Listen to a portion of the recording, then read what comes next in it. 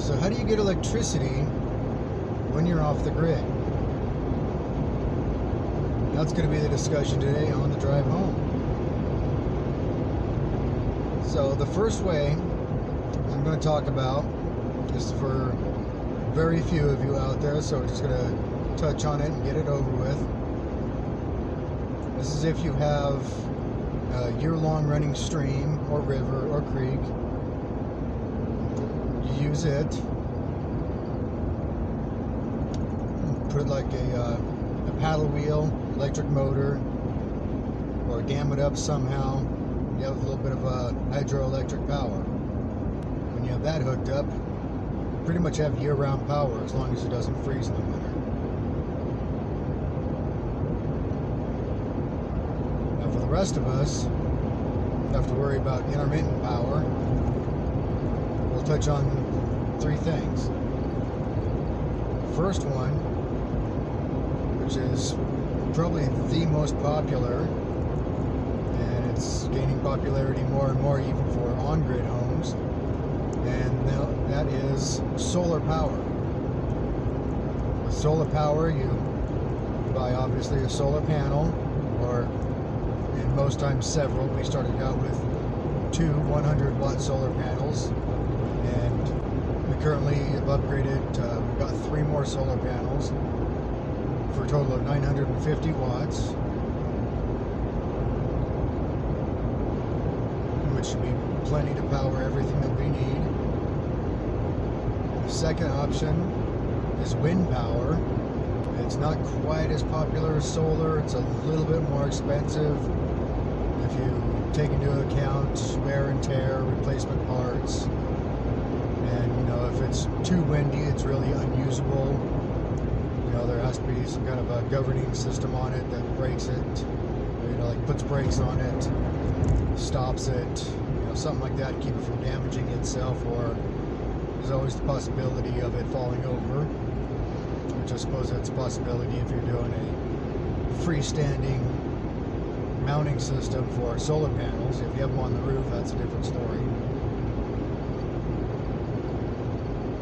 And the third option, which some people do start out with, I follow this couple on YouTube and on Facebook. They started out using this way, going this way, and that's just using a generator.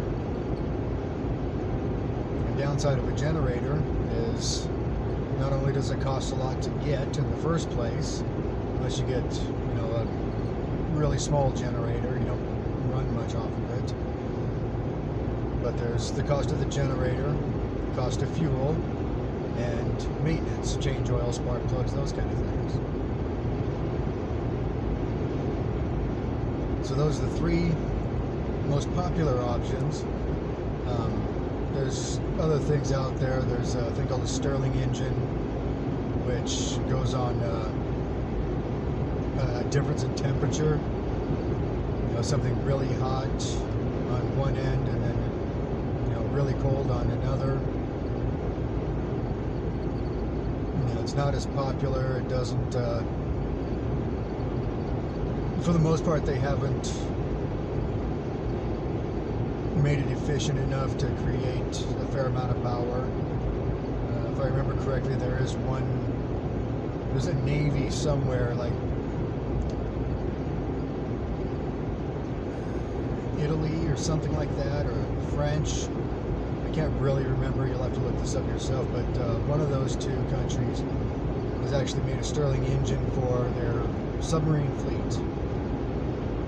Now, how it works, if it, the heat is still nuclear powered or what, I'm not sure. But anyways, the Stirling engine. There's a couple others might be out there. Those are the 3 main power options that people use while they're off grid. Solar, wind, and generator. One thing that we need to touch on, as far as generating power, is what happens when you're not running the generator, the wind's not blowing, and it's nighttime. Where do you get your power then? Well, you have to store power, and typically that's done in batteries.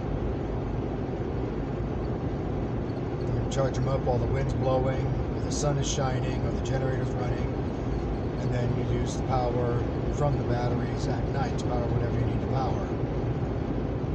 And once again, there are other ways to store power.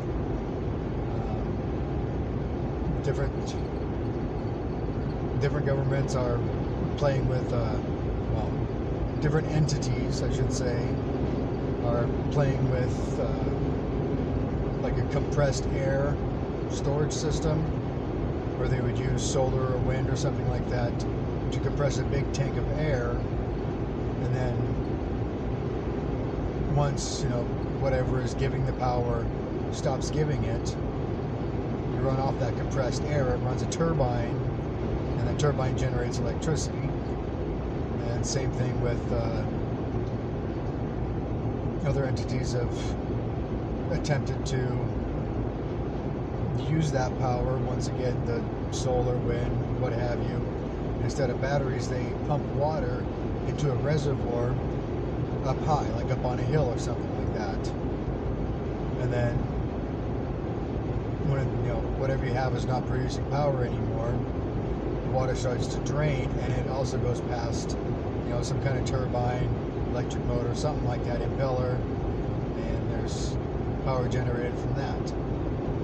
You know, if those are options that, you know, would interest you, you know, go ahead and research them. I might touch on them on a later video, but I don't think it'll be, you know, when I drive home, I'll probably want to, you know, maybe share the screen of my computer or something like that to, you know, show some pictures, you know, something better than just me talking in my cell phone. So anyways, those are the most popular options of power generation and storage while you're off grid. If you have any questions, go ahead and leave them down in the comments section. By now I should have all these videos up in a playlist. I'll put the playlist up here in this corner. Be sure to hit subscribe so you follow us along on our journey, answer any questions you may have. And until next time, keep kicking up dust. Shizzle.